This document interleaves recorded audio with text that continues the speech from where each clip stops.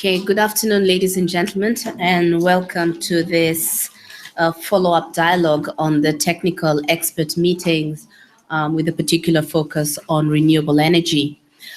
My name is Angela Churia-Kalhauge. I'm a senior program manager from the International Renewable Energy Agency in Abu Dhabi. So I'll be facilitating this meeting that we have organized jointly with the UNFCCC. And by way of background, I don't know how many of you are familiar with the technical expert meetings, or the TEMs, as we call them.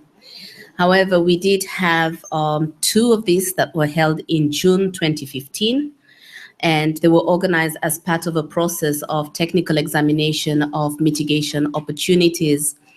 Now, these meetings focused on two thematic areas with high mitigation potential and that are critical for bridging the pre-2020 ambition gap, namely increasing renewable energy supply and accelerating energy efficiency action in urban environments. And as you probably know, studies that we have done and other agencies like the IEA have done show that if we're able to double renewable energy deployment by 2030, together with energy efficiency, this would contribute to putting us on a pathway towards 2 degrees. Now, after the meetings, a technical paper was prepared, which summarized the information on the best practice, mitigation policies and practices, and technologies that are widely used around the world in renewable energy and energy efficiency within the urban environment. And this document, for those who may want to look at it, is available on the UNFCCC website, and colleagues here should be able to provide you with guidance if you can't find it. Further to that, in November last year, a summary for policymakers was also published, and this summary identified good practice policies, initiatives, and actions that could be scaled up and replicated by parties to realize significant mitigation potential in the pre-2020 period. So today's dialogue is part of the Climate Fair, which encompasses the activities related to pre-2020 action by parties and non-party stakeholders. And you probably have seen that around the conference hall, we have banners that would help you identify where some of these activities are being held. So please continue to seek them out and follow up on what's going on in that space.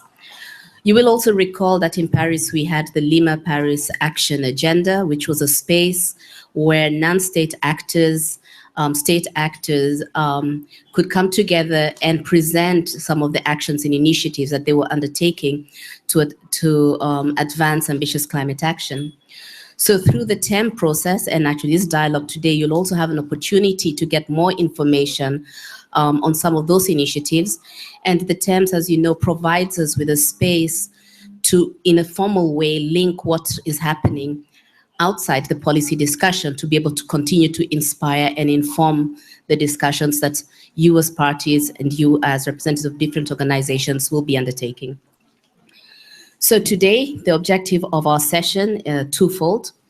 One, to provide you with this platform for the relevant institutions that are here to showcase how they have assisted parties in implementing identified policy options and how they've also supported relevant partnerships and initiatives, and have an opportunity to share views on what has changed after the Paris Agreement.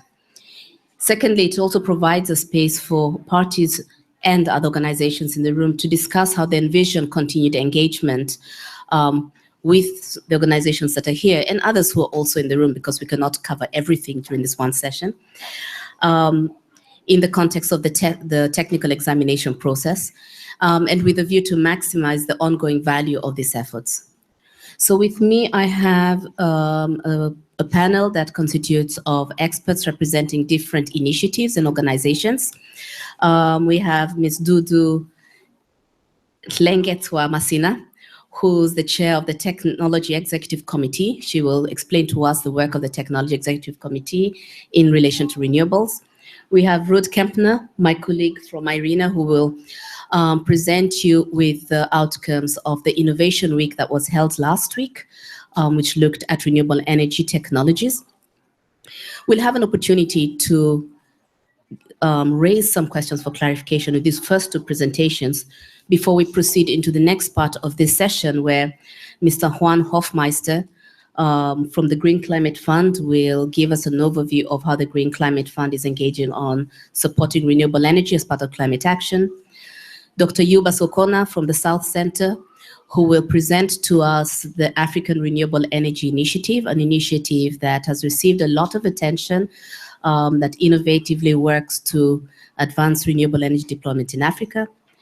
Ms. Daniela Schmidt, also from IRENA, she coordinates the SEEDS Lighthouse Initiative, so she will tell us what's happening with regards to efforts to accelerate deployment in islands.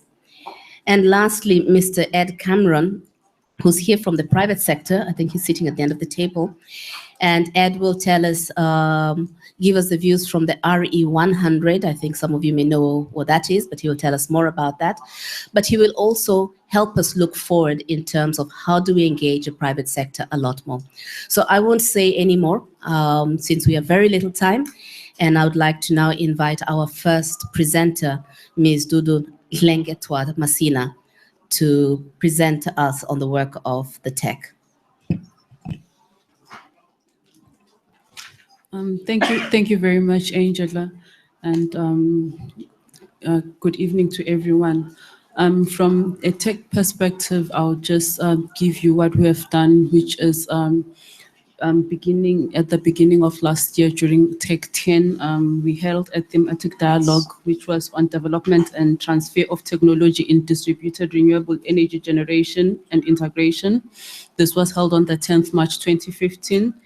And following up from that, the tech worked through one of its task forces to take this further, to generate information that could be then available for parties and anyone interested. And in this regard, we prepared a technology brief, which is technology brief number 8.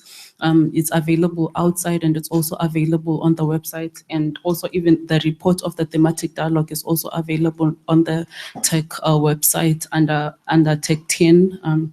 Under Tech 10, the meetings Tech 10 can be available from there.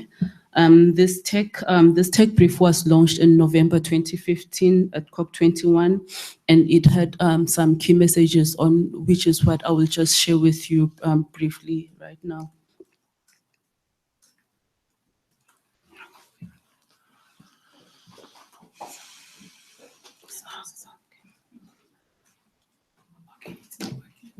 Okay, technology has run away, unfortunately.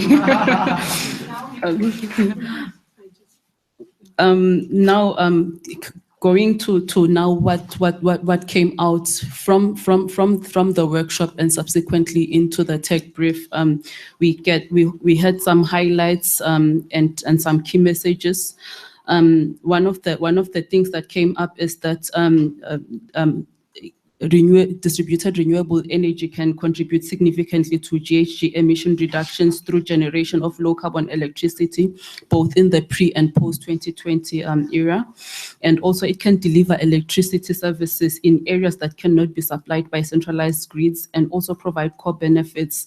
These include enhanced energy security, reduced local air pollution, and reduced dependence on important fossil fuels. We may recall that in some of the isolated areas, people tend to use wood fuels and so on. Now, if you can have this distributed renewable energy, then you can have better a local environment for them by reducing air pollution, and you'd also release some of the work, some of the time that they use to collect this fuel and so on. So it has those other core benefits. And we also noted that it provides additional resources for electricity in grid connected systems, because you can also have it as a subgrid to the main grid. That provision, it sort of enhances security, resilience, and efficiency. And now, what we then had as key messages is that we sorry about that, is that there is need to build and strengthen in-country capabilities, and there is also a need to develop and develop or update and implement transparent, effective policy and regulatory frameworks that promote distributed renewable electricity generation. We also noted that stimulation of robust and private sector involvement and investment through appropriate incentives and facilitation of implementation of effective and proven business models is necessary. And there is also a need to ensure active participation of and effective collaboration between all stakeholders. We found this to be consistent with various enablers and policy conditions and options that were identified during the technical examination process. Thank you very much. Thank you very much, Dudu. We'll just proceed immediately to Ruth's presentation, and then we'll have a chance if there are questions for clarification or comments on this first presentation. Ruth? All right. Thank you very much, everyone, for being here. I would like to take this opportunity to kind of talk a little bit about IRENA's innovation work. So not everything, but specifically on IRENA's innovation work. And with this slide and the graph in particular, I allude back to Angela's opening of this session, where we talked about if we're really going to start deploying renewable energies together with energy efficiency, we can get to this kind of pathway where we want to go in terms of this 1.5 to 2 degrees. So what this graph particularly shows is that in the third option, which is coming from our remap analysis, where we look at renewable energy options in the different, at least 40 countries in the world, covering 80% of energy consumption, that we can get towards this this target of kind of reducing up to the 20 gigatons. Now, last week we had an IRENA Innovation Week, the first time ever, and we chose there to focus on the power sector. We have renewable energy deployment in other sectors as well, but we decided to focus on the power sector because 2/3 of those emissions, which are highlighted over here, so this is kind of up to 6 gigaton, will take place in the power sector. So that's where a lot of the kind of developments will take place between now and 2030. Now, what we've seen in the last couple of years is that like countries have realized the potential of renewable energy, and renewable energy targets have really kind of grown in a number of countries. And I think what we also see at IRENA is that we're really at a stage right now that we're going from setting renewable energy targets to actual implementation.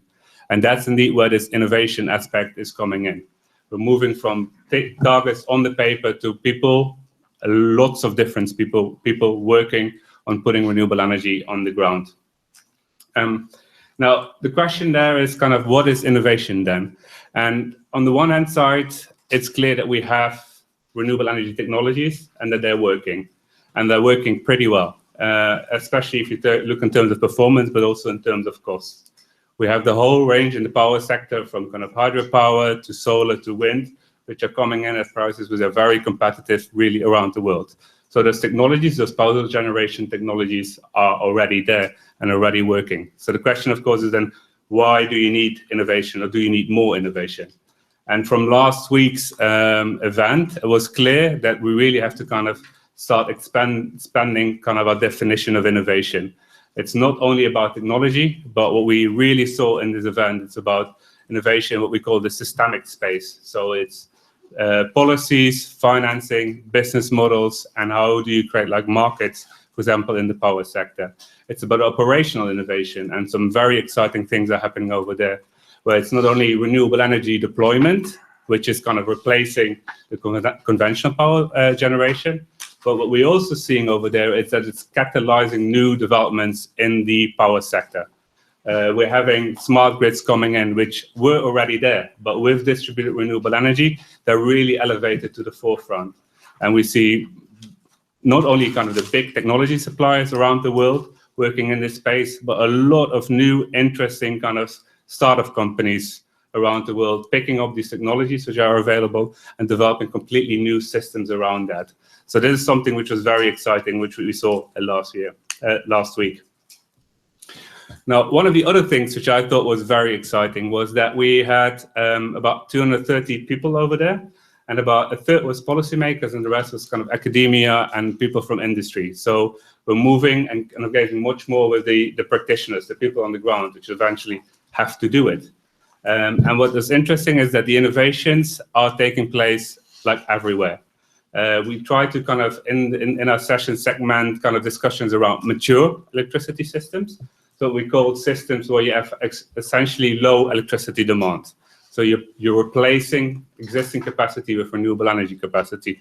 And this country, Germany, is an example of that. So we had a whole discussion about what is happening in those systems. We had also a whole discussion about what we call emerging electricity systems, where you have like very high kind of increase in electricity demand. So you're adding renewable energy capacity to a system. So what does innovation look like in such a system? And then the third group which you looked at was kind of decentralized electricity systems. So both for power systems on islands, often relying on kind of fossil fuel imports, but also decentralized systems for rural electrification, where you don't have kind of transmission networks there yet. And actually, innovation is taking place simultaneously in all these different kind of systems. So it's not that we're having innovations taking place in these mature electricity systems, which then eventually perpetuate towards the other systems. No, everywhere innovation is taking place. So there's a lot of opportunities there now for kind of international collaboration and kind of learning from each other. The other thing, personally, which I thought was very exciting over there is that we have the framework there. Renewable energies is coming in, is in the highlight in terms of renewable energy targets. But we're also at the start. Still, 90% of the countries have only, especially if you look at, for example, variable renewable energy, a couple of percentages of those into the system. So we're really at the beginning of this pathway. And it's only a couple of countries which are a little bit further, but they also don't know where we're going to end up, because a system which has like 20, and we're talking about variable renewable energy now, so kind of wind and solar.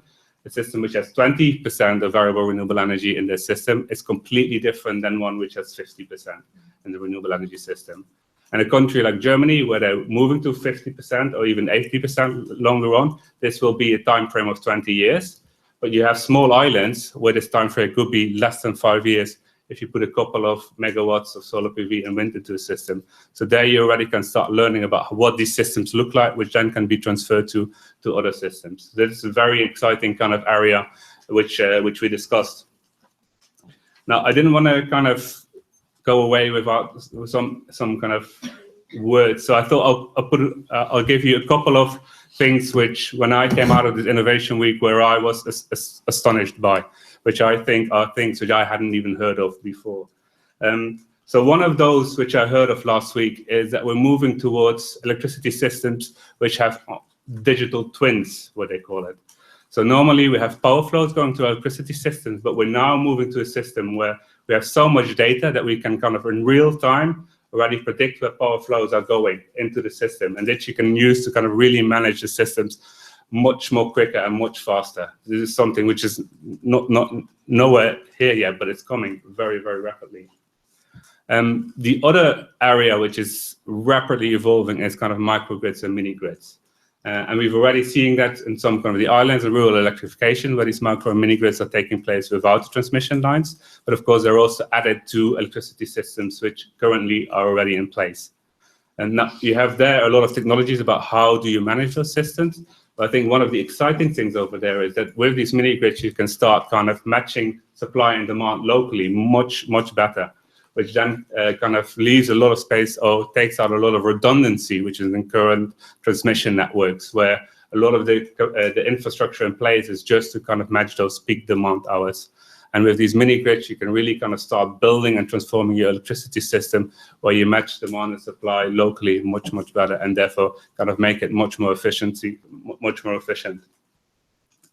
And the third area, and it's less sexy, but it was kind of interesting to see that coming out in these discussions as well, is that we're really moving to a space where kind of the quality of the systems is much better, kind of, it's much more at the forefront.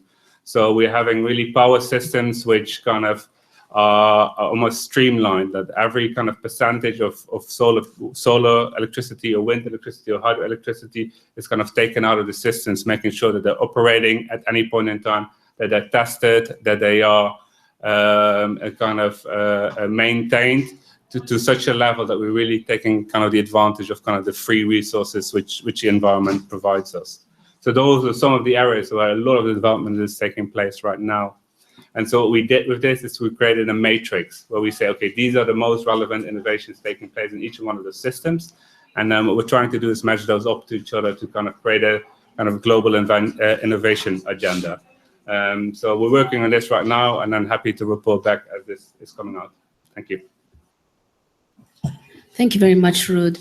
I would like to open the floor for just a few clarification questions to the two presenters before we move into the next presentation on how action now is being delivered through concrete initiatives.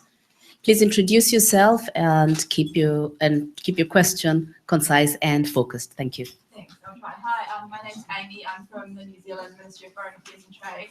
My question's for the presenter from the TEM, the first speaker. Can you sorry, I didn't understand. Hi, Amy from New Zealand. My question's for the the first presenter. It was really interesting to hear the policy drivers that you mentioned in terms of the outcomes that can be achieved from renewable energy.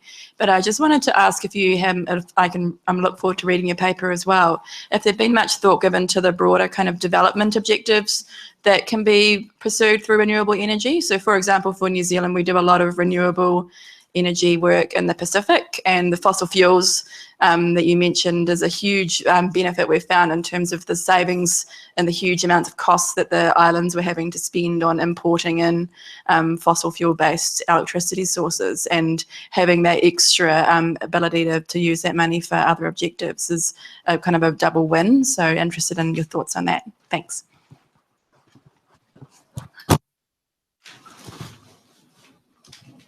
Okay, I'll take one more question and then I'll let the presenters respond. Thank you very much. I just would like to a little bit of explanation about the graph that you have in your presentation. Thank you very much. Okay, so Dudu. Thank you very much. I hope I got your question well. But in terms like our session was looking at distributed renewable energy.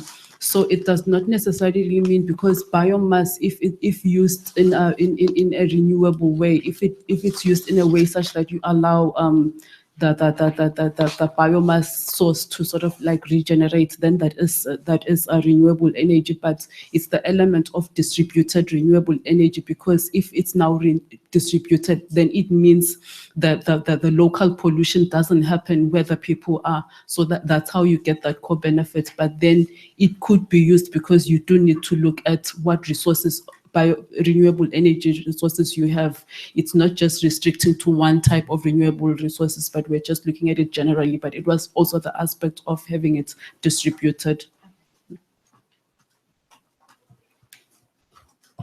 So the graph over here shows 3 bars, all represent carbon dioxide emissions in 2030. So the first graph, the reference case, is where IRENA looks at the existing renewable energy targets and energy consumption in these 40 countries, representing 80% of the consumption, and look based on that how much carbon dioxide emissions would take place in 2030. So in this particular case, there's 42 gigatons.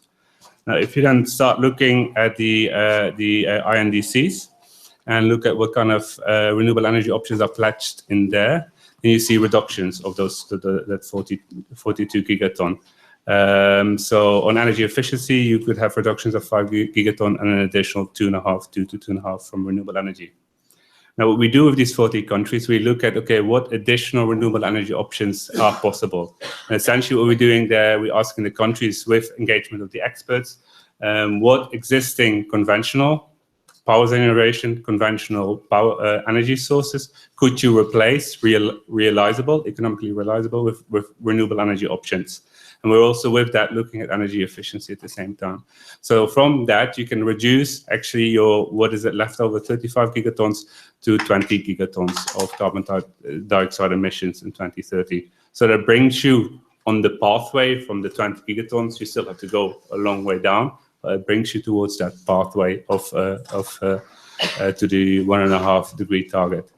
Now there is a purple box there added to it, and this is something new which we did in our analysis this year, which really looks at kind of how can you kind of start thinking about sector coupling to increase further the deployment and penetration of renewable energy.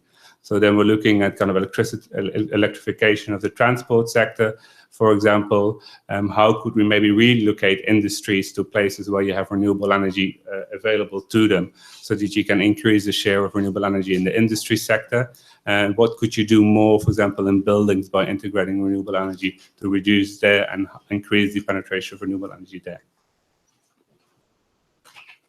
Okay, thank you. I'd like to now move from the discussion on how do we accelerate the deployment of technologies and the recommendations that the tech has put together, the work on innovation that IRENA has done, to the more practical perspective. And I would like to start off by asking Juan Hofmeister of the Green Climate Fund to make a presentation to us on how does the Green Climate Fund support renewable energy deployment as part of climate action. Thank you very much, Angela, and good afternoon, evening to all colleagues. So first of all, thank you very much for the invitation. The fund is very pleased to be able to join this session for several reasons. And the first reason is that unlike a year ago, when the first TEM took place on renewable energy, the most recent TEM took place on energy, we were not on operation. And now I am pleased and honored to be able to express that that we are. The fund is ready, is open for business, and we are ready and looking forward to receive concrete, transformational, paradigm-shifting proposals, so that we can begin to step up to the promise that was set when the fund was created. So it is in that context that I am quite honored to be here and looking forward and learning a lot from all of you. I will confess from the outset, I am myself not an energy expert, but I will want to take today to just briefly give you an overview of where we are as a fund, what we're thinking in terms of being able to support some of the initiatives around energy access and basically or the development or portfolio on energy. First, I'd like to just take a moment to highlight the current status on resources. As obviously that's one of the questions a lot of you are very interested to hear. And we have, for the current resource mobilization period, we have about $10 billion pledge from 42 countries, and nine of these are developing countries. And of this, roughly 9.9 billion have been signed from 37 governments, and these are either captured in a contribution agreement or some sort of other arrangement. And at the moment, we are committed to see proposals be allocated to up to 2.5 billion years per year, and certainly for this year, that's our target by the end of the year. But we need your help for that. We need to see the proposals coming forward to get to this figure. So with this, I will take just a second to perhaps highlight the approach and the business model that the fund is taking to be able to get to this goal. We work really with partners. We work with national designated authorities and focal points, and we support them through throughout an entire process so that they can engage with accredited entities so that ultimately we can get to programs and projects. We use we have a variety of financial instruments available that include grants, loans, guarantees, and equity for the different strategic areas that I will go to in a second. Country strategic framework. I want to take an additional second to highlight, because this is one of the questions that we are getting a lot, especially during this session now, in trying to capture on the great momentum from Paris. And it is that basically under that big square that you see on the top, we are prepared to look at whether it is your NAMAs, your NAPAs, your NAPs, your TNAs, your INDCs, basically you name it, whatever it is that a country has identified as containing its national priorities in fighting climate change, adaptation or mitigation. We want to see this now combined with the results that we expect to see the fund achieve and the investment framework.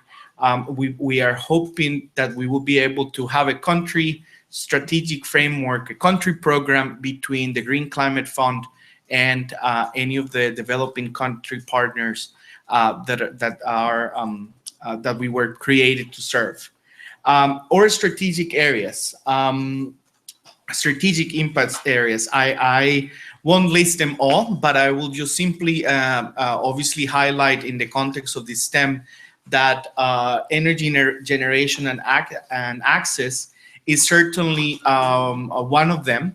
But I would like to perhaps take a moment to really underscore that interesting things that we have seen so far in a lot of the projects that we have approved up to now. It's a lot of projects that are actually fall in the category of cross-cutting.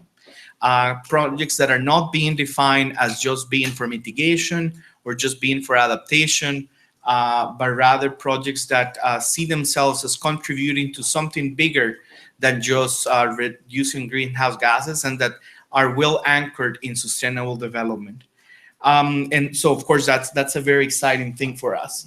Now, in terms of our investment criteria, I won't take the time to go one by one because obviously this information is available. But I would like to just perhaps the importance and the cross-cutting aspects in the projects that we want to see as having impact, having being country-owned, effective, and sort of paradigm shifting and leading to sustainable development with sustainable development potential.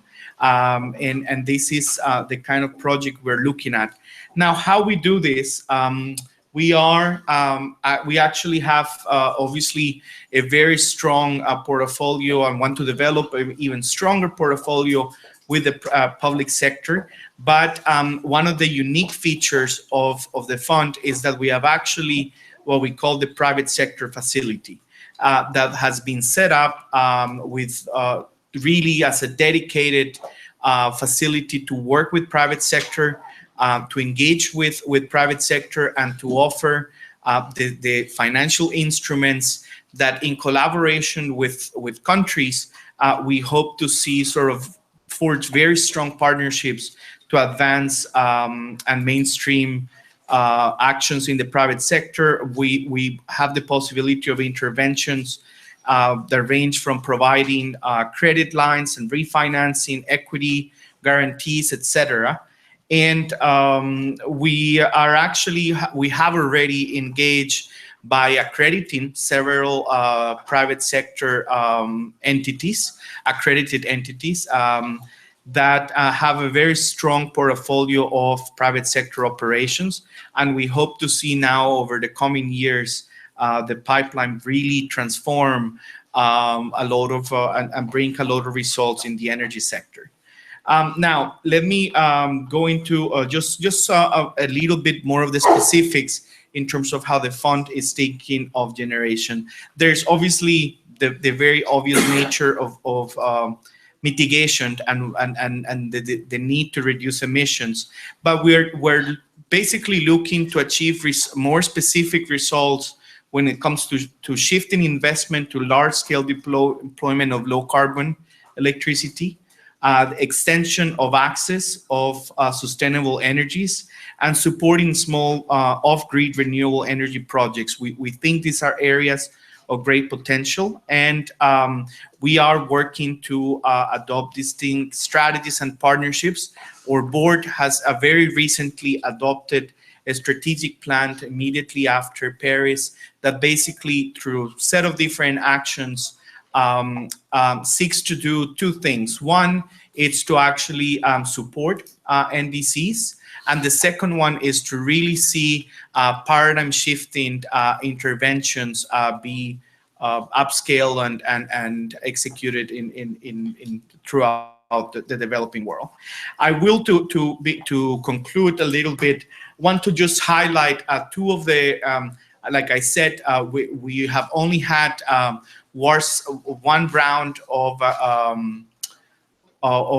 approval of projects, and I'm happy to say that out of the first 8 initial projects that were approved by the fund, 2 of these were actually related to energy. And the first one is targeting East Africa, an investment fund to drive solar power, where we are investing in the hopes of, in particular, initially in Rwanda and Kenya, with the intention of reducing emissions, having actually not only counting the benefits of that though, but wanting to see and measure the direct beneficiaries, and not just in terms of carbon, and of course providing off-grid populations with access to clean energy. A second project that we approve in the first batch of projects, and we will be the board will be looking at more projects in June this year, as well as October and December. We have actually scheduled an additional meeting this year so that we can get, with your help, to this $2.5 billion target. But one of these other examples, and just to give you a sense of, it's actually, and I know this is more for tomorrow, but it's directed to support energy efficiency and addressing demand-side energy efficiency in Latin America and the Caribbean. This is in partnership with the Inter-American Development Bank, and we are hoping to also see some further investment from the private sector mobilized, as well as, of course, to reduce emissions and also try to identify some practices that can be scalable and replicable in other developing countries. So to conclude and give you a sense of where we are in the post-Paris era, we are looking now to really begin to, and this is in line with the strategic plan presented by the board and approved by the board at the March session. We're looking to program finance at scale. We're looking to develop partnerships, and we're looking to really set a new standard when it comes to country ownership, so that the activities that we support really speak to national circumstances, national priorities, etc.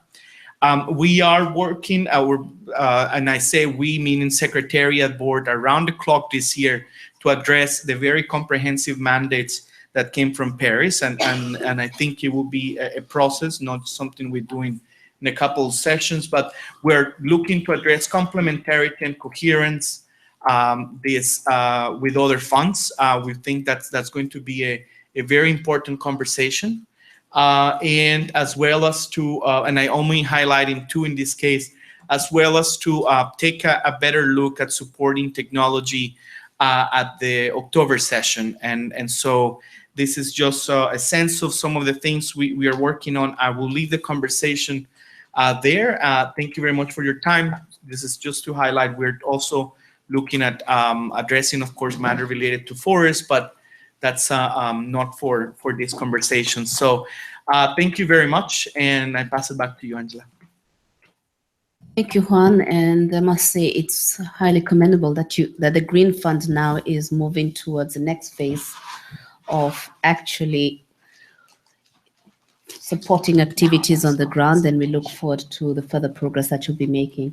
We'll move straight into the next presentation, which is the Africa Renewable Energy Initiative, which was launched in Paris after a process of consideration from Lima, and I think now we will have some update on where this initiative is and its contribution towards deployment in Africa. Dr. Sokona. Thank you, Angela, and thank you also. I do not have any slides. I decided not having a slide because I have been told by the organizer this is a conversation, and I decided not having a slide for this time. Thank you for giving me that opportunity, and then Juan just said that I do not have word to word, and he has money. And everything he said that this initiative is about that. And then it has been launched in Paris. And this initiative is responding to the imperative of climate change, at the same time, the aspiration and poverty alleviation of the continent in Africa, because it's bringing all those different aspects together. When I said that climate issues, not only adaptation, mitigation, both. There's a response, adequate response to climate change. And the expectation for this initiative is by 2020 to have 10 gigawatt of new and additional capacity of equivalent of 10 gigawatt in the continent. And then between 2020 to 2030, 300 gigawatt of additional capacity. This is modest. If you look at the needs in the continent, it's like peanut, but at the same time, it's the most ambitious initiative that has been ever taken in a continent. Just to give you some idea of the current the current capacity is 150. And then if you want to have 300 gigawatt by 2030, this will double. Not only doubling, that means we will have a minimum of 50% of renewable installed capacity in the continent, at the minimum, 50%. And then this is quite very ambitious. And then by 2020 to have 10 gigawatt, just get in mind that actually the continent is only putting an additional capacity of 1 gigawatt per year altogether. And this will be only renewables, 10 gigawatt. And this is doable, and then this is purely conceived by Africa, developed by Africa. And then this is critically an ownership, local ownership, and then driven by the African. And that's very important. And then how that can be achieved. And then it's fundamentally addressing anything that is in Paris. We anticipated the Paris agreement with that kind of initiative. There is 5 clusters of activities interrelated, and then we can achieve that by working on 5 clusters of activity. The first one is that we are not starting from scratch. Things are happening. Most of the time, renewable are project-based intervention. And then we need to be sure that projects are informing policy.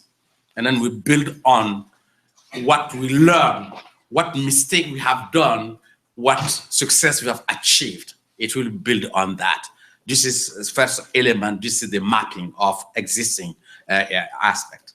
The second area is that without policy, without regulation, without support, incentive framework, there is no way we can have that kind of ambition. It's not possible. And then the second area will be that to strengthening the policy, the regulation, and incentives in order to speed up the process. The third class of activity is related to capacity aspect. Many will say that capacity building, but we said that we'll start with capacity mobilization. Any place in the world, you have a lot of capacities. First of all, start mobilizing capacity, and then you identify gaps, and then you can build the capacity. And at the same time, you need to have strategic partnership. And then those are critical elements. We have to bring those different elements together. Capacity mobilization, capacity building, strategic partnership building. It could be with private sector. It could be with peers in different regions. It could be any aspect, but strategic partnership building. This is the third class of activity. And then the fourth class of activity is financing and funding. Those are important.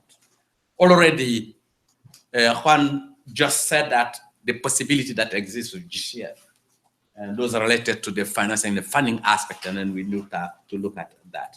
And then the fifth area is project development and support. And that's important because we all know that in many developing countries, one of the biggest problems is that capacity is limited. It does not exist, but does not mean that project support should inform policy. Those are important. Those are the 5 classes of activity in order to achieve that. In addition to that, there is a number of cross-cutting elements. And then we list 4 of the cross-cutting elements. The first element is related that we have to have a clear understanding of socio-economic and environmental context in which and then the renewable technology are operating. And those are very important, and to be sure that the kind and the type of technology we are looking are adequate in the socio-economic and cultural context. And that's very important. And then the second cross-cutting area is multi-stakeholder engagement. Some said that we need to bring the private. The private is not the only critical actor. It has some role to play, but limited role, but with also number of other stakeholders. And then we need to bring all those different elements together.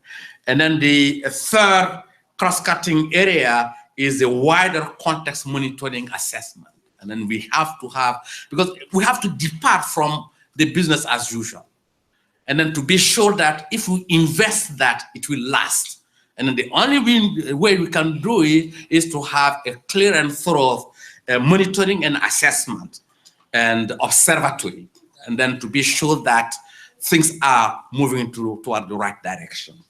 And then the fourth cross-cutting element is crucial fundamental, and that will be beginning of starting the process.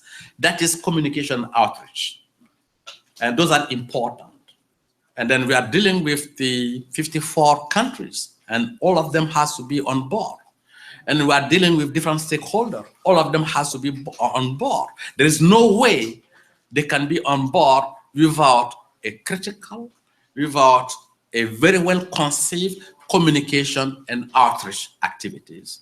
And those are very briefly some of the highlight of this initiative. It's in a making. It's addressing the climate, particularly the Paris Agreement. It's go beyond the Paris Agreement. It's all aligned the SDGs with the Paris Agreement, and it's responding clearly to the aspiration of the continent. Thank you. Thank you very much, Yuba. In the interest of time, I think I'll just proceed to the next 2 presentations. So if Daniela, you could outline the SEEDS Lighthouse Initiative. If you don't mind, I will just, this is the document, and then you will get some copies of the document in the back, in French and English. Yeah, so good evening, everybody. So IRENA initiated the Small Island Developing States, or short SIDS, Lighthouses Initiative in 2014. And it basically has established a framework for governments from small island developing states to develop, track, and meet renewable energy targets. It is a platform that allows small island states to really pull resources from various partners that are critical in the energy transition process. Partners such as the development community, financial service providers, private sector, civil society, etc. So I thought to illustrate the importance, of course, of partnerships and the work that the initiative is undertaking, I present you with a short case study. And for tonight, I have chosen Antigua and Barbuda, which is a small island developing states in the Eastern Caribbean Sea. And so Antigua and Barbuda has set a target to achieve 50 megawatt of electricity from renewable energy sources by 2030. And that is equivalent to the current peak demand of the country. And in order to achieve that, the country is engaging really in various strategic partnerships. For example, it has engaged in a partnership with the private sector to deploy at least 10 megawatt of solar PV. It's a UK company. It also engaged with civil society that community and residential applications can be provided. Financing is coming from the government through the Renewable Energy Fund, but also actually right now Antigua and Barbuda is in the process of establishing a sustainable revolving investment fund. But other sources are grants, like from the European Union and the United States, but also concessional loans, like Antigua and Barbuda was one of the countries that was selected by the IRENA Abu Dhabi Fund for Development early this year to receive $15 million for a 40 megawatt wind and solar project. So Antigua and Barbuda, in terms of policy and regulatory reform, has enacted in April last year the Renewable Energy Act, which in essence creates space for independent power generation in renewable energy. And of course, continuous support is provided by various development partners to further strengthen the regulatory framework, including also IRENA through its renewable readiness assessment. And as already outlined, human resource mobilization and human resource capacity building is very, very important. And here also Antigua and Barbuda is engaging in strategic partnerships with the private sector to facilitate technical training to the technicians of the utility to be able to sustain the grid-connected solar PV power plants. IRENA, also in support with Norway, has facilitated a grid stability study to basically guide the utility in aspects related to integrating higher shares of variable renewable energy. And also the Clean Technology Center and Network is currently in the process of supporting Antigua and Barbuda to provide a strategy for engaging the local workforce more into the clean energy sector. So also as outlined already by the previous speaker, it's clear that strategic partnerships are really, really key in the energy transition process. And that's what the SITS Lighthouses initiative does. We, in essence, facilitate partnerships. Now, how do we see things evolving post-Paris, and especially in the context of small island developing states? So on one side, we have many islands who have set very ambitious targets, which is great. And many projects are actually in the planning, some of them are developing. Now, on the other side, we have money. There have been pledges made at COP. We have the Green Climate Fund. But I think we have to make sure that both sides are well connected.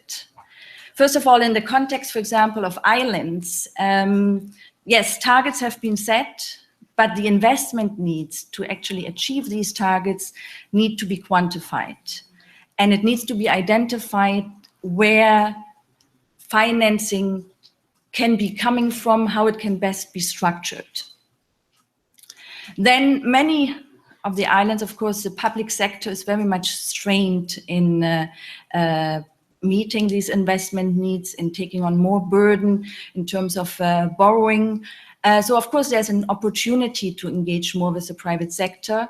And we fully understand that public-private partnerships could be an opportunity to reduce the investment cost to the public sector. But we have to keep in mind that these kind of activities or partnerships need to be managed properly. There are various complexities behind it.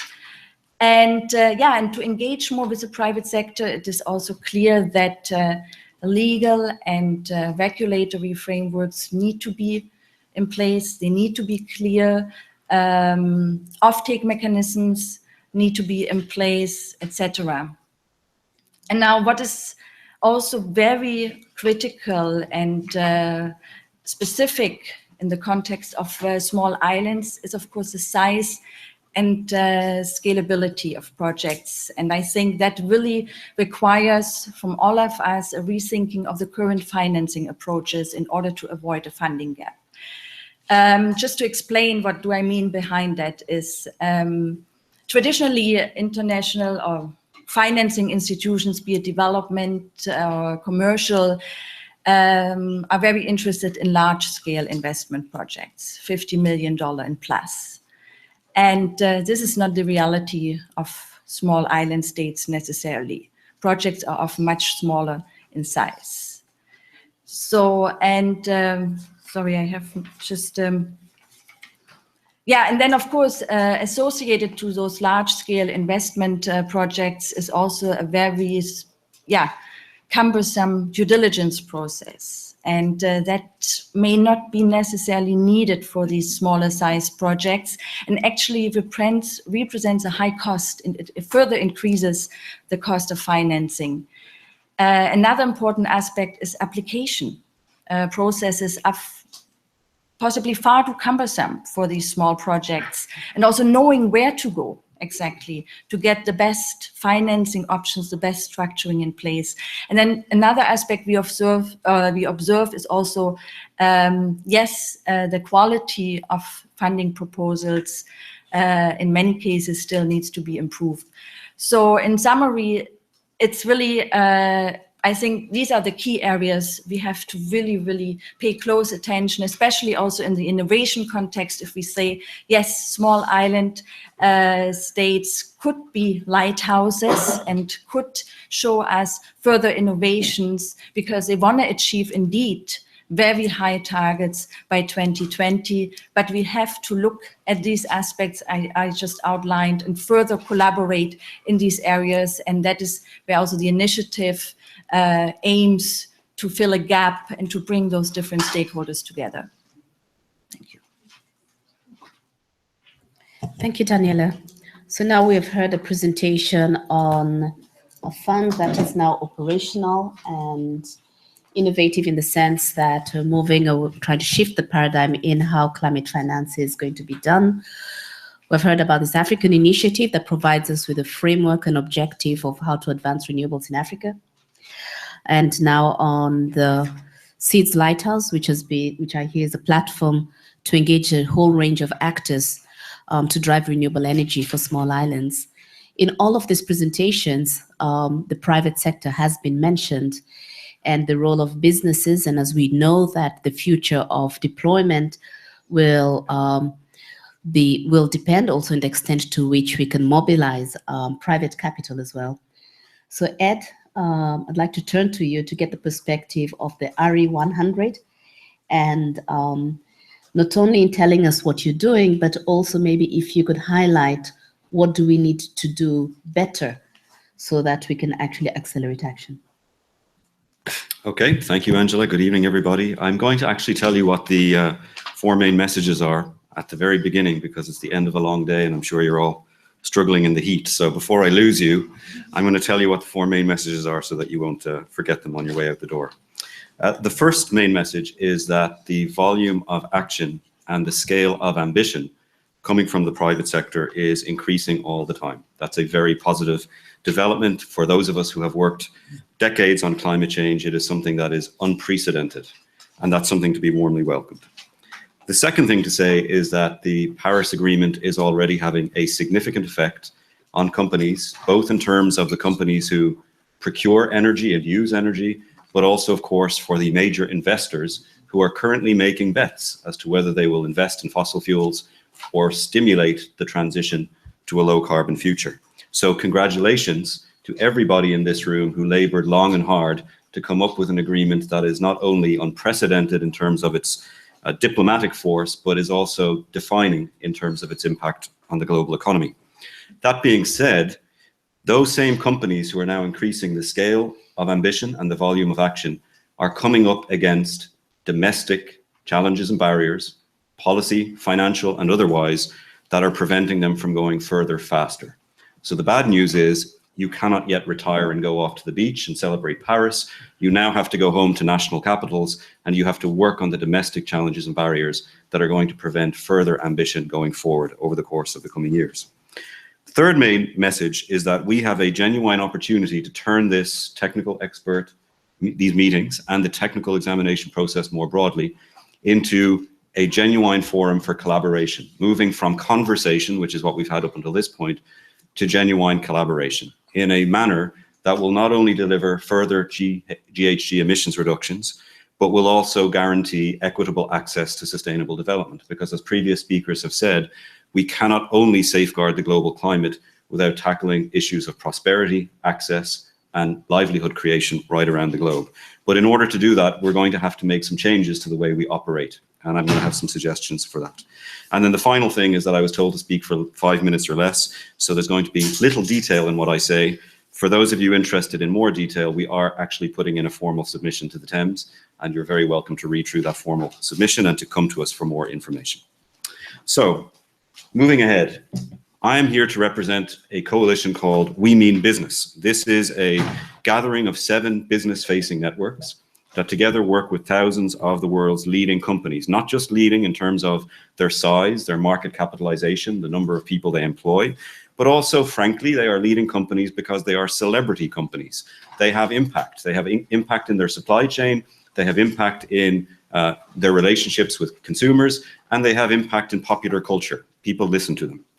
And through this gathering of thousands of the world's companies, what we have tried to do is fundamentally change the way in which the private sector interacts with the issue of climate change and the way in which the private sector interacts with this UN process.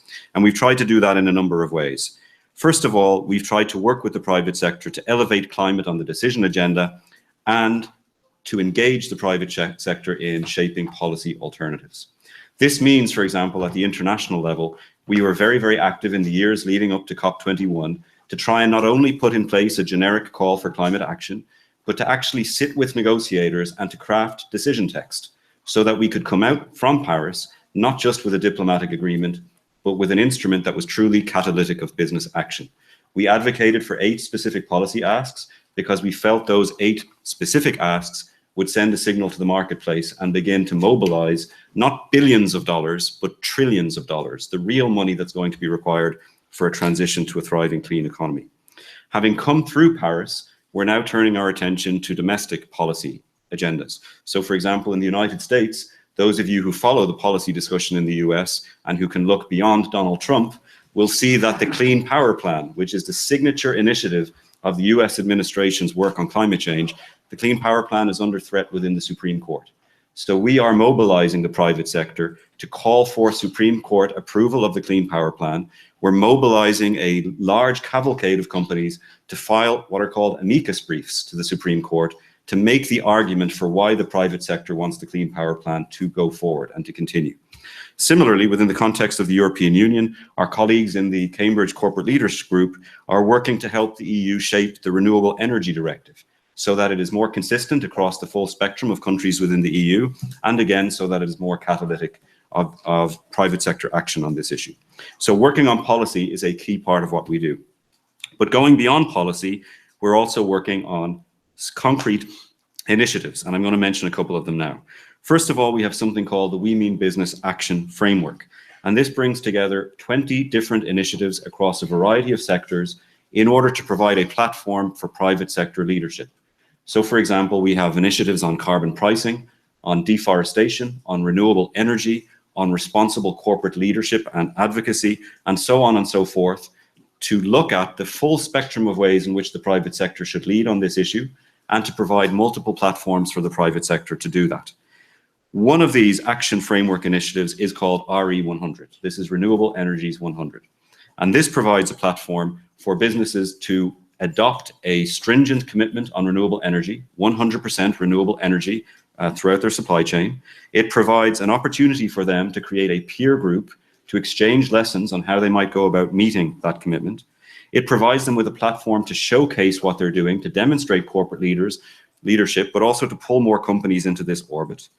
And of course, it gives them the opportunity to harvest the lessons that they are facing in domestic environments, domestic policy environments, to then facilitate a dialogue with policymakers as to how we improve enabling environments for renewable energy deployment. I'm going to tell you a little bit about the numbers participating in RE100 in just a second. We also have something called the Future of Internet Power, and this brings together many of the top ICT companies, all of whom are together with the vision of an internet 100% fueled by renewable energies by 2020. We do that because these are major purchasers of energy.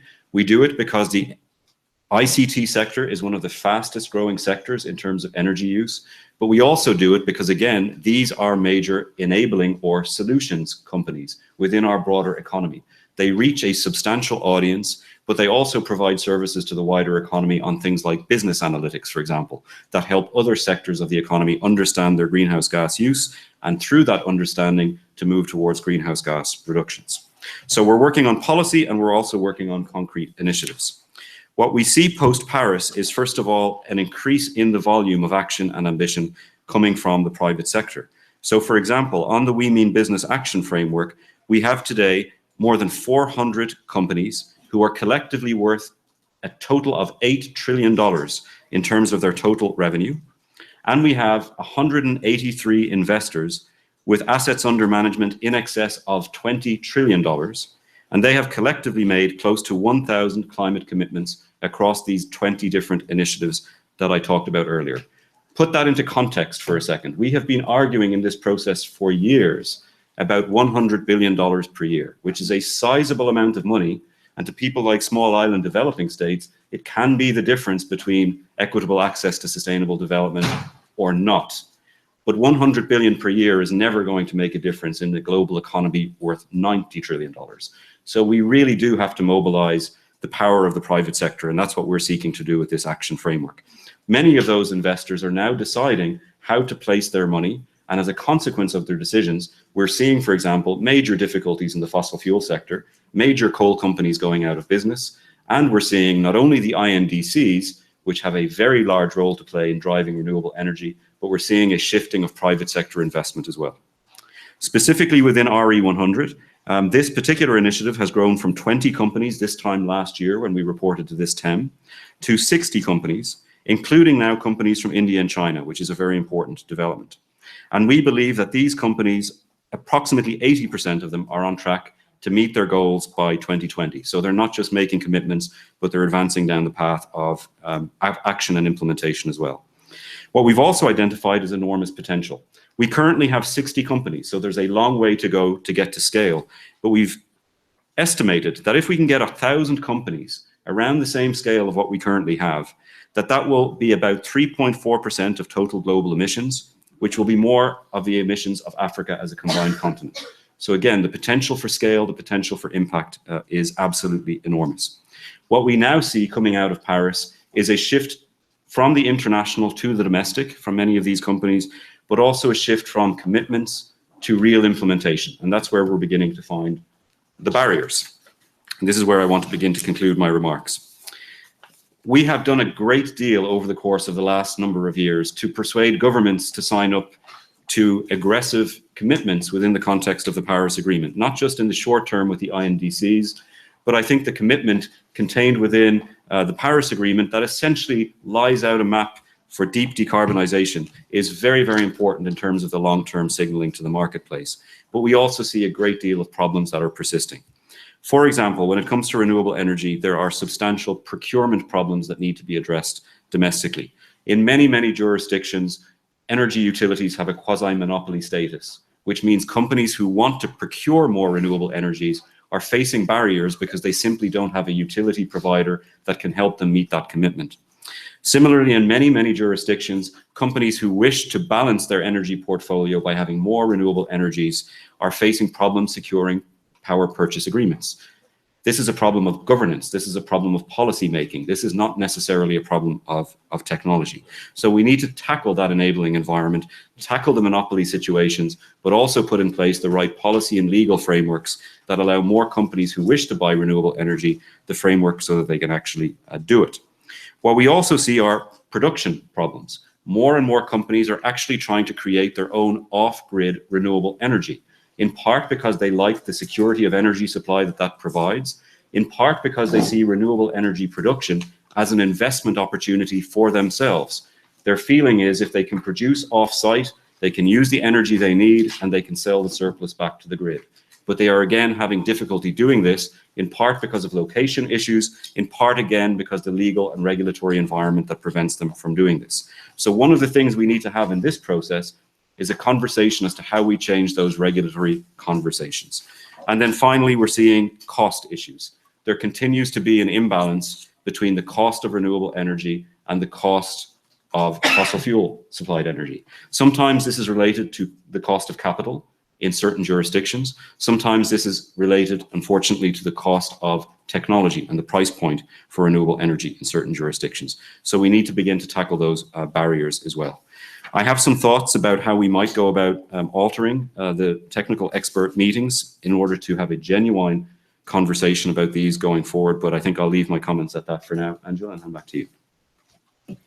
Thank you very much, Ed. And unfortunately, one of the things we face in this process is always a shortage of time. I think listening to all the presentations, I would have loved to have been able to continue this for at least another 2-3 hours.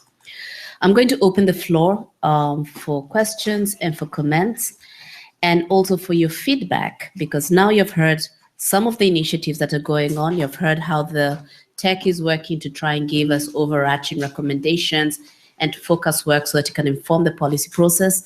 We've heard about some of the work trying to understand how we can drive innovation better. And we've heard about the context of implementation in the two different parts of the world, at least Africa and the SIDS. So I want to open the floor to you to also give us some feedback, not only with your questions to the presenters, but also how then can we use this space to continue advancing a dialogue that would see as contributing to the implementation processes in the countries. Because now the TEMs is not just going to be a parallel process to the Paris Agreement process. It's going to be an inherent part of preparing countries to make sure that by 2020, we're acting at scale. So I will start with the gentleman in a red tie. If you may introduce yourself before you speak. Thank you.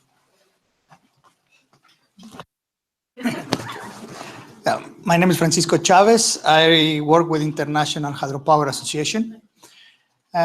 With regarding to your last part of regarding the suggestions to the group, it may be an idea opening a channel for different associations or organizations, in this case like ours, to come up with present ideas and suggestions. The association has, for example, developed several methods and tools. One of them is the sustainability protocol, in order to ensure that hydropower projects are built in a sustainable way. And the methodology follow, it is quite applicable on many other different type of projects. So that could be an example of something that can be taken and put open. It's open for utilization. Okay, it has certain requirements, so it's not misused for about accreditation, but it's open for anyone. The other one is somebody read today, say that those things that we cannot measure, we cannot manage. And in this case, there has been a lot of speculative comments about the greenhouse gases emissions of freshwater reservoirs, in this case for hydropower reservoirs, for many years, saying that it's a bomb, etc.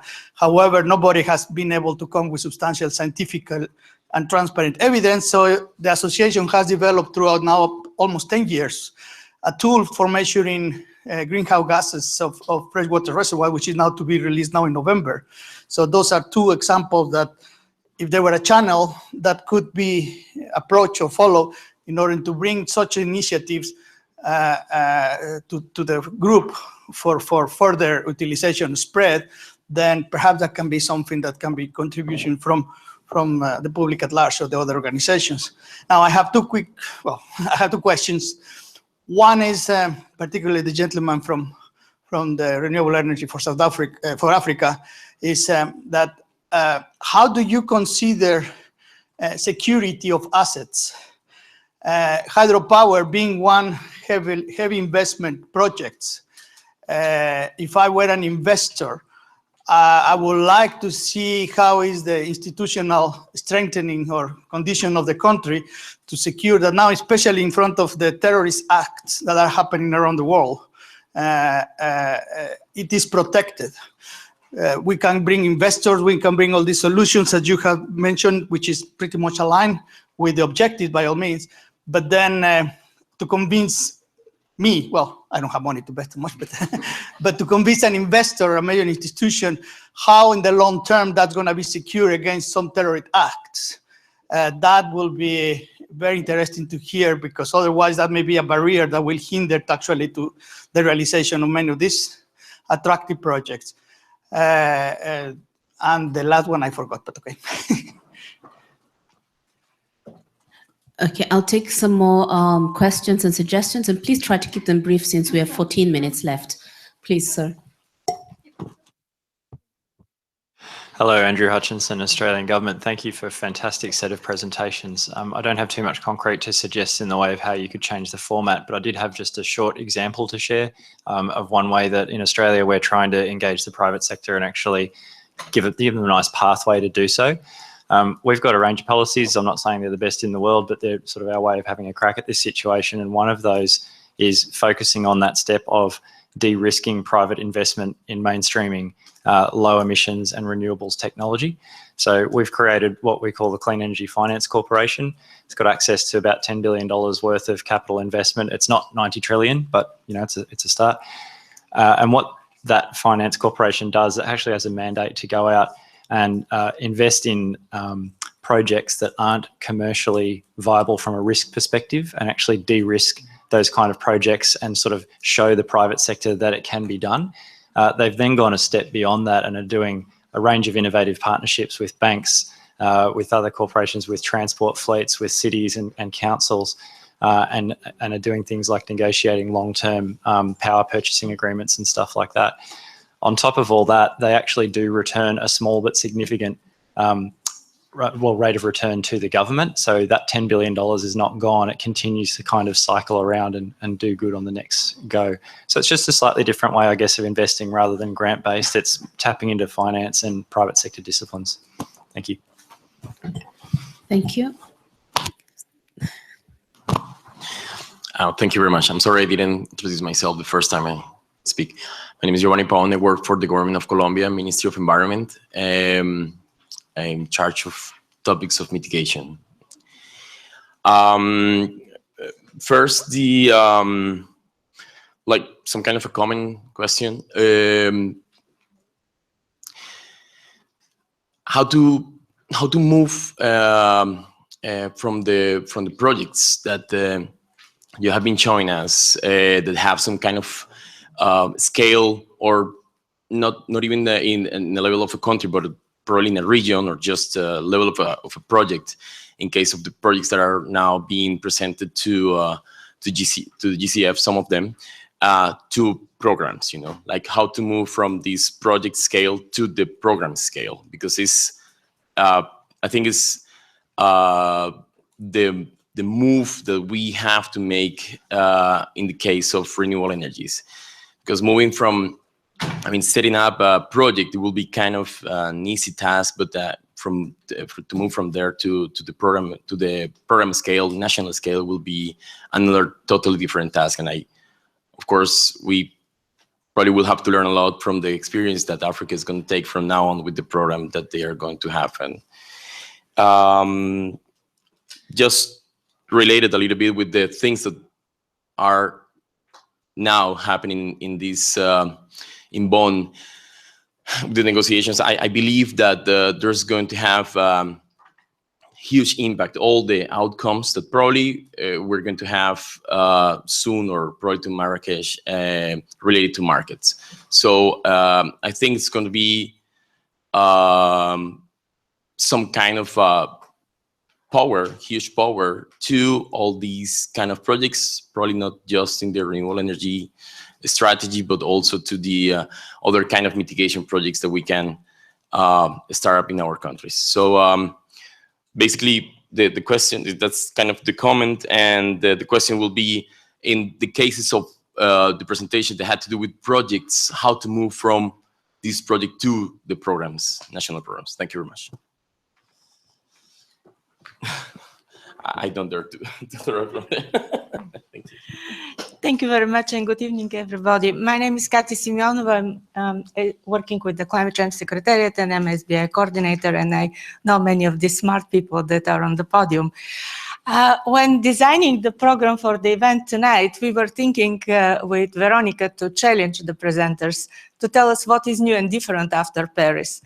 But when listening to them, I realized that there was not a challenge at all, because there are so many new and different ideas, approaches, solutions, and even as the colleague from IRENA said, even he himself learned from last week event of so many new developments that are on the way. And it's really heartening, because this is all about Paris. Paris is about implementation, and I'm in charge of subsidiary board for implementation. This is why I'm so happy to hear this message resonating so strongly in this event. And this is, and I fully agree with Angela that we need to think about this technical examination process not as a parallel track, but as a mainstream track for implementation within the UNFCCC process.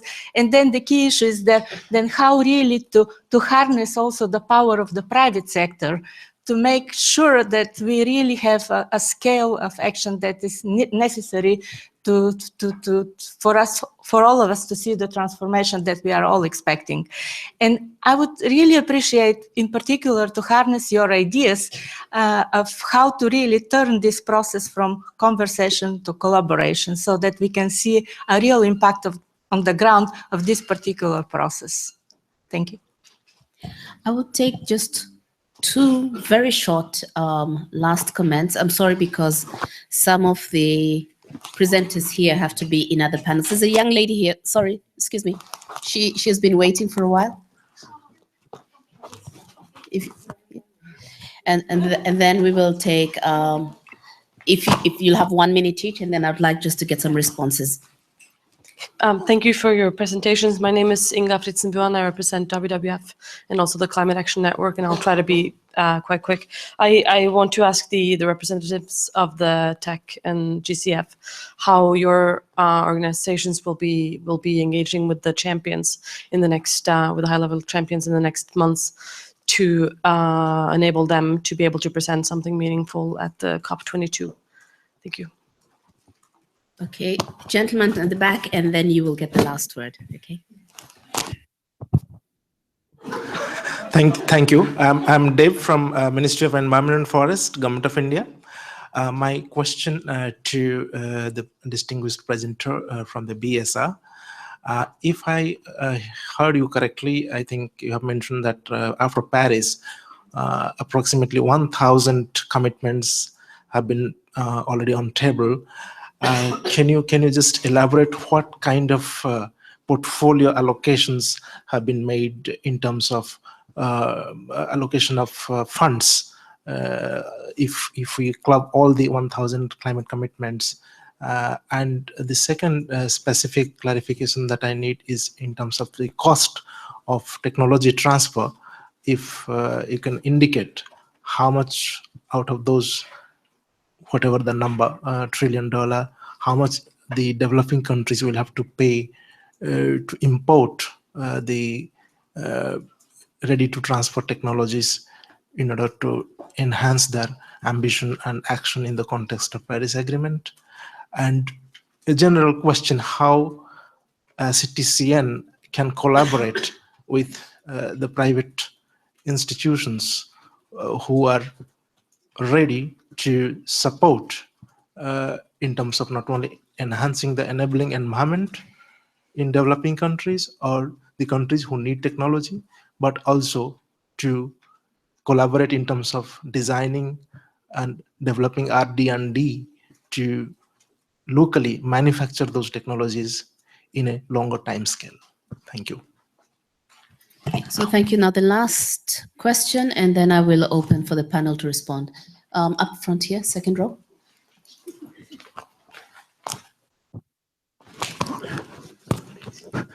Thank you. My name is Bakchiral from Mongolia. I have one small remarks. We have Green Climate Fund and other finance sources. It's very good, of course, to support development of different kind of strategic papers and so on. But it's very important to develop demonstration projects, pilot projects, to show people real. Because, renewable energy involvement private sector, easy to say, but there is a big risk for private sector, if really it will work or not, and so on. But just one example, several years ago, Mongolian government started to implement so-called 100,000 solar gear, it means national, and invest very small amount of money, but it's very successful, and now it's already 200,000 local nomad community have solar panel, even not only for TV, even for small refrigerator and so on. Therefore, I think what all possible financial source, if they will support different kind of projects for countries, it is very important to include at least 1, 2, 3 small pilot and demonstration projects. Thank you. Okay, thank you. I'm going to now open for the panel to respond to the questions and maybe react to some of the remarks. There was a question about the security of assets in Africa, the question about how to move from projects to program, the role of markets, the potential to support demonstration projects. Maybe the GCF could say something on that, and how you collaborate with private institutions.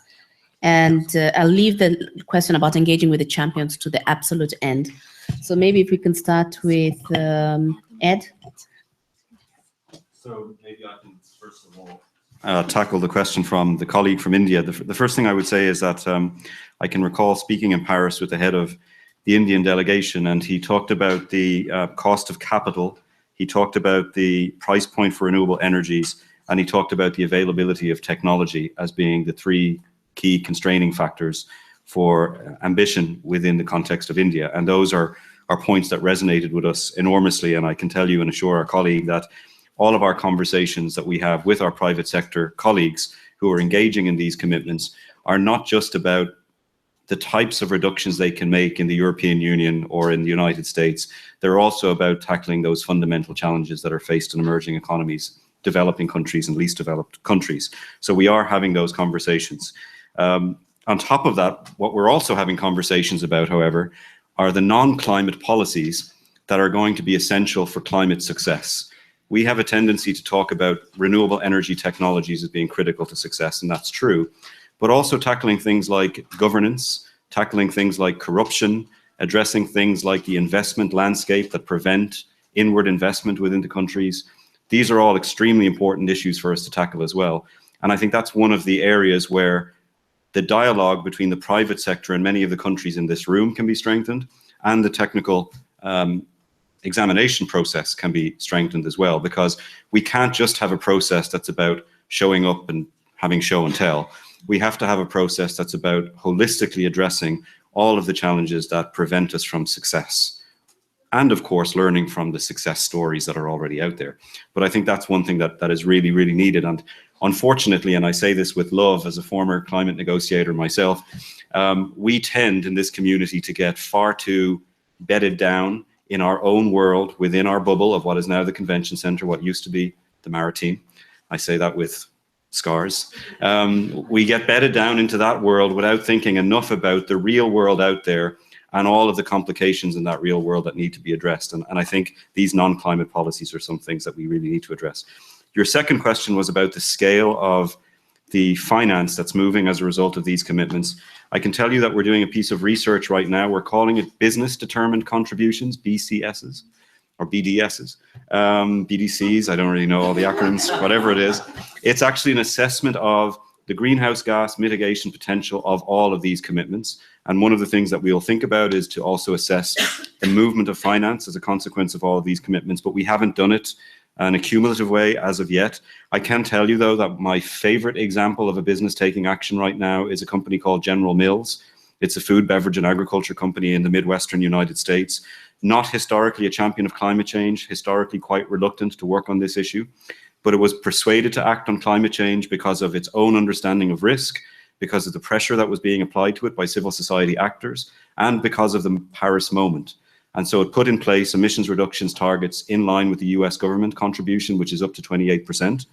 And on top of that, it has mobilized $100 million to build resilience into the top 10 ingredients that it uses by 2020. And that's $100 million that's being mobilized across the global supply chain. So that's one example that comes to mind, but I don't have a cumulative figure of all of the actions to this point. But we'll do that research, and I'm happy to take your business card, and I'm happy to send you that research once it's completed. Okay, this leaves 30 seconds for each of the others to comment. Kathleen, thank you very much, Ed. Daniela, sorry. I perhaps I'm in a better position right now to answer to your questions in terms of how can we move from projects to programs, because that's also, of course, in the context of islands and the scalability and the size, very much relevant. And to be honest, if we would have had the answer already to it, I think we would be much, much further already. And it would be great exactly to bring different minds together and to continue brainstorming on it, because I do that almost every night when I can't sleep, to find a solution. But what just to say here is, I think it's really, again, it brings us back to cooperation. Amongst different stakeholders and in the context of islands, amongst different islands, right? How can we perhaps identify common standards, synchronize certain processes, etc., and can leave certain other more national interests aside? And that is by bringing different stakeholders together and really tackle specific solutions, and hopefully we can continue working on it in a constructive way, action-oriented. Thank you. Juan, for the GCF.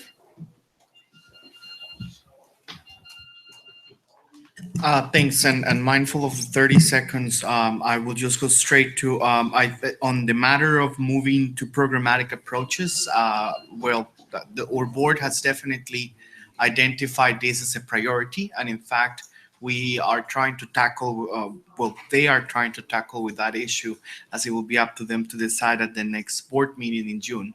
So I hope we will have some updates on that very soon. But on the demonstration of projects, again, as I have said, in the context of the GCF, we are a country-driven institution, and we look forward to see demonstration projects.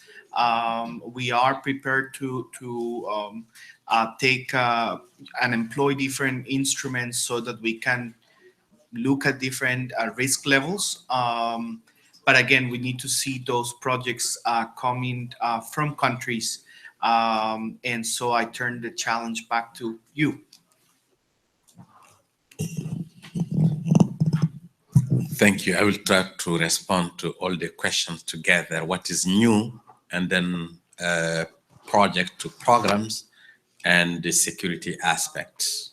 And starting with the security aspect, you know that French France and Belgium are a very secure country. They have all power, but they cannot prevent terrorist attack. And then this is not only developing country, that can be even the US cannot, the terrorist attack. But this is, having said that, I insisted, and the private sector said clearly that without adequate policy, clear policy, with a vision on the policy, nothing will happen. No one will put his money on that. And then the policy is critical, is fundamental. And then the policy also is critical to make project transform to the program. Because a project is what? It's an idea. I don't know if the idea will work. Because I have a policy, and then I set up the project to find out if that can work. We cannot, by ad vitam aeternam, continue project by project. If project is not informing the policy, if you have the right policy in place, clear, articulated, anyone will come and invest there.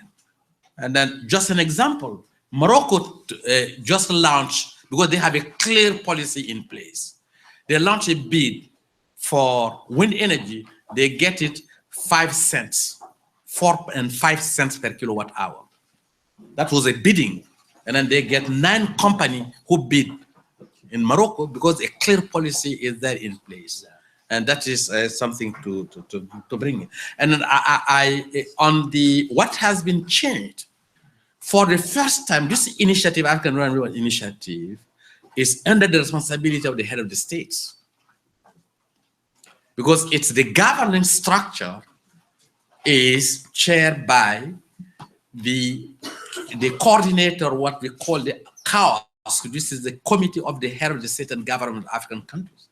And then the steering committee is the minister, and then there is a delivery unit that's in charge of the implementation. And then those are things that have changed, the involvement of the highest political level in an initiative. And then that is something that is new we have seen. And I have some much more detail. Those who are interested, I have some copy of the document here. They can get it. Thank you. Thank you very much. On the engagement of champions of others in our processes, I will not talk specifically to TEMs, but I will talk just from a tech perspective. We have our task forces through which we work, and one of them is the mitigation task force. And one of the decisions that we've had, actually, it's based on what came from Paris, that there is need to cooperate with others. So we came in and we are looking at how we can involve non-party stakeholders in our processes. We already had a process by which we have observer organizations coming into the tech process. So now what we are doing, we are having all our task forces having representation from non-parties.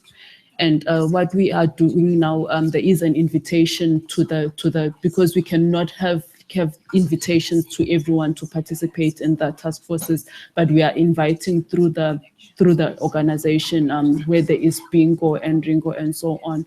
So I think we do get information in that regard, but this is not necessarily a direct answer to the question, but it's just our how we are dealing with engagement of other stakeholders in the tech process. Thank you. Oh, wonderful. Thank you. Last words from my side. I think from our last week's kind of experience, 2 principles. One is really kind of to widen the engagement, and it's from private sector, which we hadn't done before. And I think if we're looking forward, we have to widen it even further. We had discussions about how renewable energy eventually is going to impact your tax regimes, etc. We really have to start widening the people we're talking to. This is one of the principles. The other principle is really a learning. Like, it was unbelievable to see that the countries which we think are front runners on many aspects do not know what we can expect. So a lot of the time is all about reflecting where we are, where we want to go. We have the end goal. Now, every couple of years, every year, we have to kind of revisit what we're doing and really kind of make our way towards that end goal. Thank you very much, Ruud. I think clearly we do see a value in this type of engagement. I've picked up from the discussion that we will need to continue not just a dialogue to share our lessons and experiences, but to have a dialogue that will help us move action forward. I picked up ideas around how do we move to scale up from some of the activities that are there. We will need to continue discussions on how we holistically address the policy environment, and to also maybe use this space as a way of creating visibility for the range of tools and methodologies that could actually be availed to state and non-state actors as they work towards implementing action on renewables. We don't have much more time to discuss. I would have loved to continue this discussion, but please feel free to share your ideas in writing with the Secretariat. For parties, you have channels like you can make submissions. I mean, institutions can do as well. Share your ideas and your wisdom on how best we can improve the TEMs process. And excuse me. And for those who may want further information on the initiatives that have been presented here, you have seen who the people are, and there is information also available on the UNFCCC website. Let's take this dialogue not just within the formally set times, but let's take it also out of this room and continue engaging with each other. Thank you for taking the time to join us. Thank you for all the speakers for taking the time to come and share their wisdom with us. And we look forward to further engaging with all of you. Have a good evening.